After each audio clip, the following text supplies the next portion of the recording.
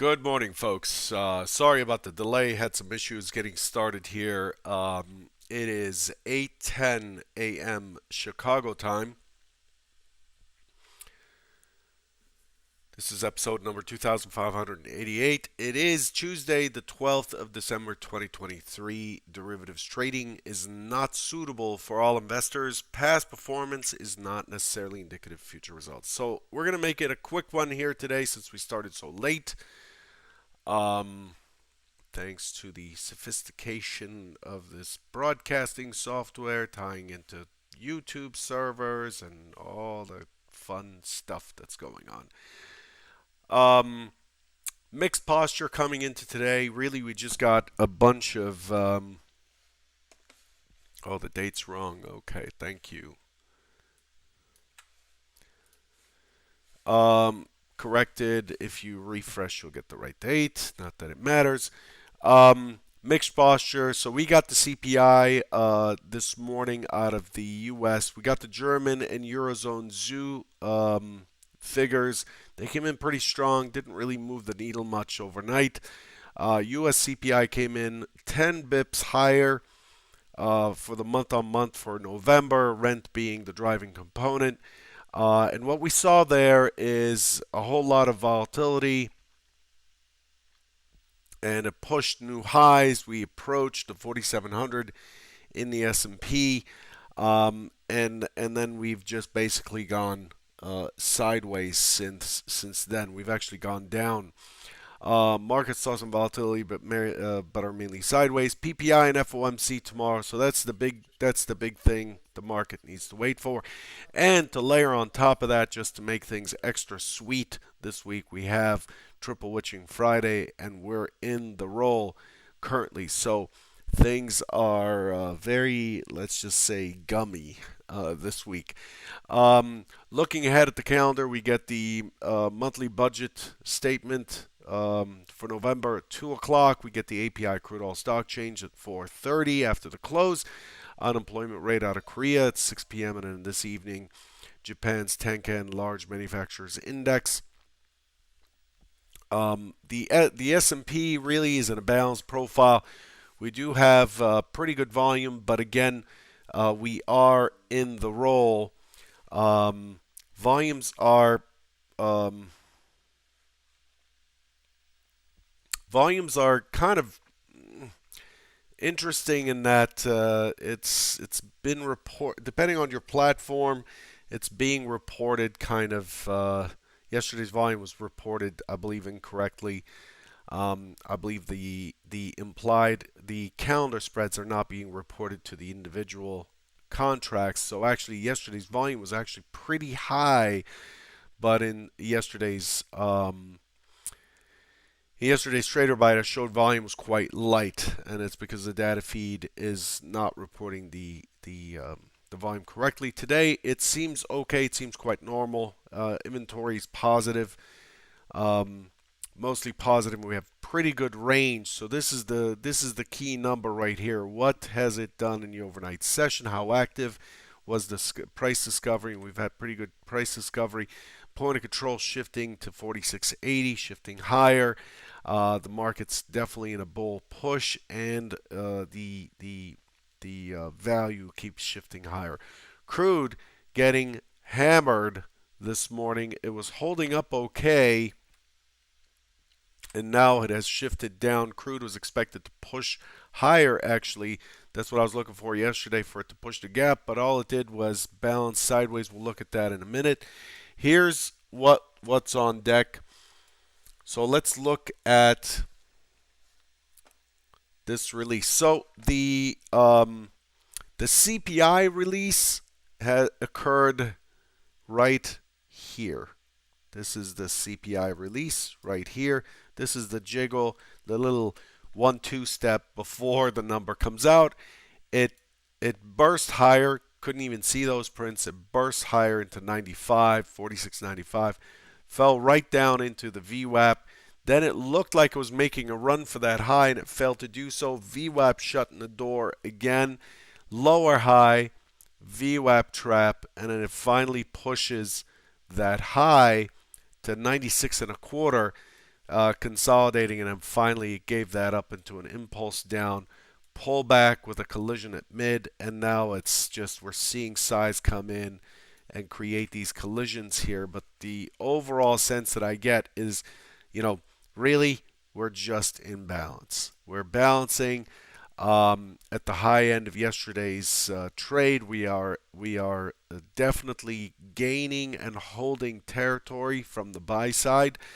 And this morning it's just a slight pullback. The overnight low is just a slight pullback into yesterday's range, essentially trading in the closing range. So not too much to talk about, just like yesterday.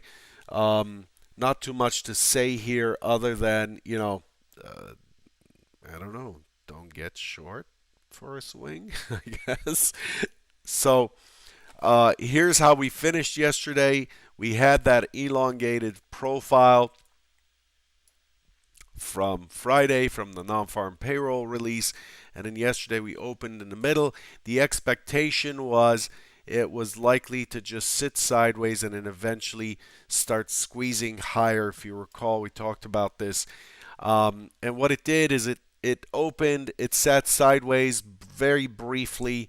Um, it sat sideways very briefly and then pushed the high. Now, yes, the Friday high had the point of control at the upper end of the range. We expect that high to be tagged. I talked about this yesterday as well. We expect the high to be tagged, and it did. It ended up pushing the high, coming back into the range, consolidating in here quite a bit, and then making a run for it on the close.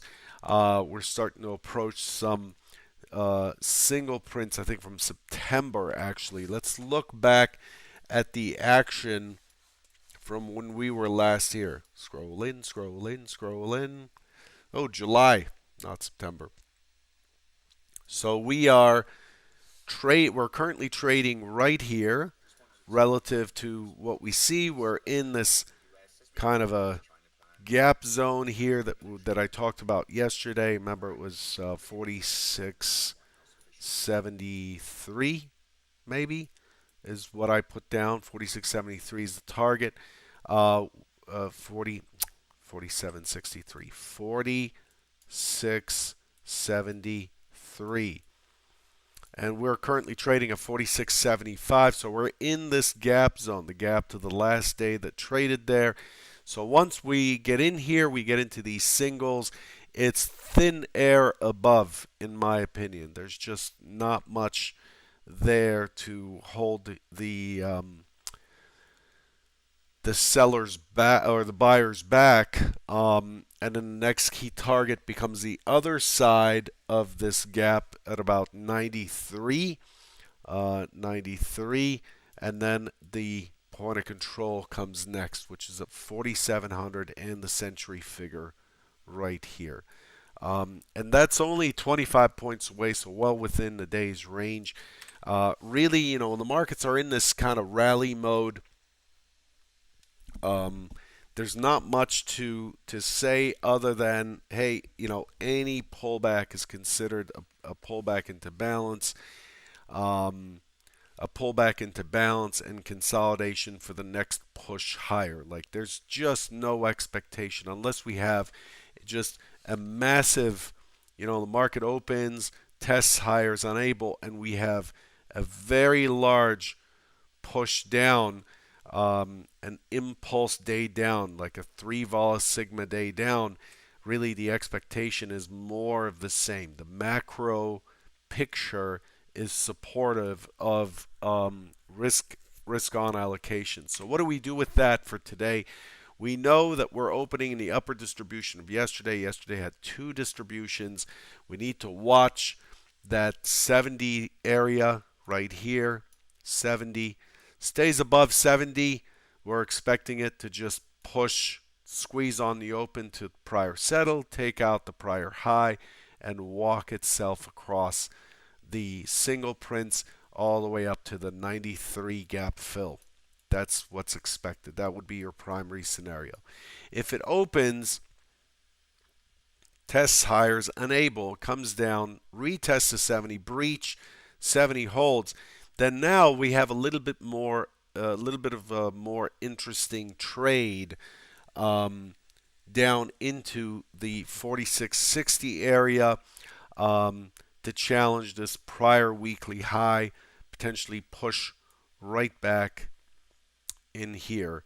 But really, the market's got to decide this morning what it wants to do. This is probably going to be another day where I'm just sitting on my hands for at least the first bracket, meaning the first half hour, if not two brackets, before we can assess what it really wants to do. The expectation, given the action, is to flush out the weak longs, pull back, uh, test this 70 area, come down below it a little bit, and then turn around, push the high, push the prior settle, push the high, and then start um, targeting that 93 and then the overnight high as well. So, you know, that's the expectation. NQ, on the other hand, is really has been, driving. You can see the NQ very orderly one-time framing up, unlike the ES.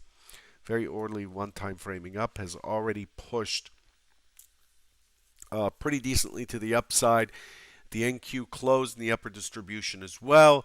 The NQ shifted its point of control to the upper distribution, so the NQ showed a slightly stronger posture than the ES did on the close. The expectation in the NQ is to open. It's opening above unchanged, right on top of prior settlement. To open, pull back a little bit, and then impulse up, push the overnight high and start making its way higher. I don't have specifics on levels there, but it's all you have to do is go back to July and see what the auction did there.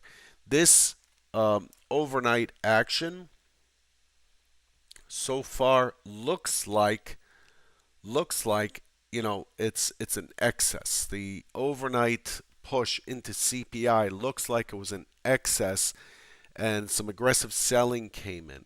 So to me, it's likely to open balanced-ish. It's likely to pull back, but as soon as it starts pushing into that excess from the overnight, in other words, as soon as it regains the SOC, which is at about 90, as soon as it regains that, then you're really shooting for the overnight high on the S&P. NQ, here it is. It's a big kind of cup and handle sort of formation. I'm not seeing anything but higher for the NQ currently.